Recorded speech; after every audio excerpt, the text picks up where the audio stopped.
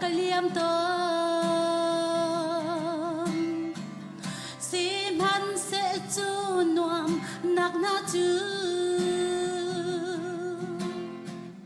chỉ khát ta mít khi ni azul Vawlei Vawlei Vawlei nun a ting khao lâu Vawlei hin chun Vawlei Vawlei Vawlei re thay tuar nak ram asi Vawlei Vawlei Vawlei khri lâu chun nun san at lai lâu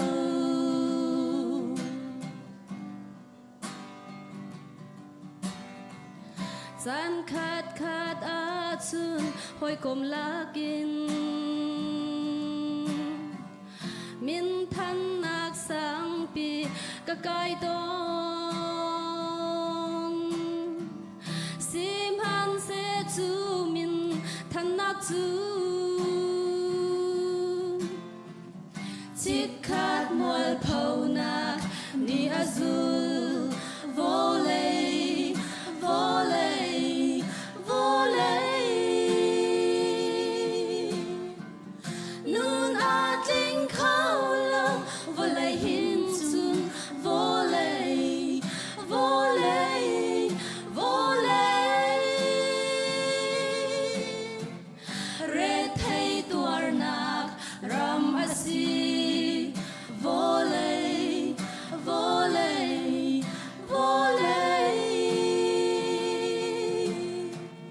khri lâu chun nun san at lai lâu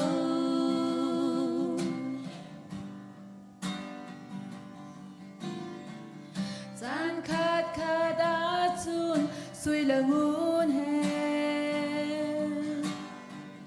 du dim ra ngài in kan lem ton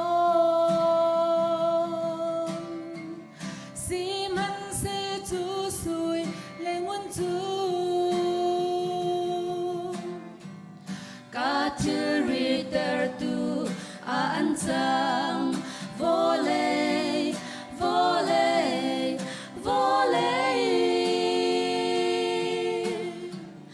nun a ting khao lâu Vawlei hin chun Vawlei Vawlei Vawlei re thay tuar na ram asi Vawlei Vawlei Vawlei khri lâu chun nun san at lai lâu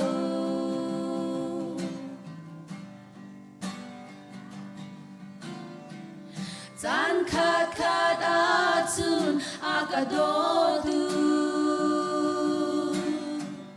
mi tam pi mu in kalom ton sim han se chong tu tam pi chu